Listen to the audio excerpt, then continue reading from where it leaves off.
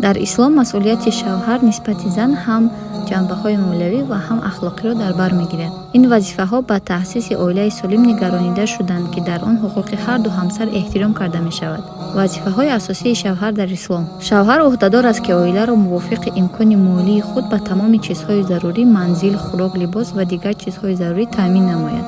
Шавҳар бояд бо зани худ бо эҳтиром ва бо меҳрубонӣ рафтор кунад, бо ғамхорӣ, сабру таҳаммул муносибат кунад. ислом ба якдигарфаҳмӣ ва меҳрубонӣ такя мекунад. Шавҳар барои таъмини бехатарӣ ва муҳофизати ҳамсараш ӯҳдадор аст. зан ба макони шахсии худ ё хонаи алоҳида ҳуқуқ дорад. дар чунин макон худро ба роҳат ҳис кунад ва бо касе макони зисти худро тақсим накунад. шавҳар бояд, ки барои риояи воҷиботи динӣ ҳамсарашро рӯҳбаланд намояд, ҳамчун намоз гузаронидан, рӯза гирифтан ва дигар фарзиятҳои исломӣ.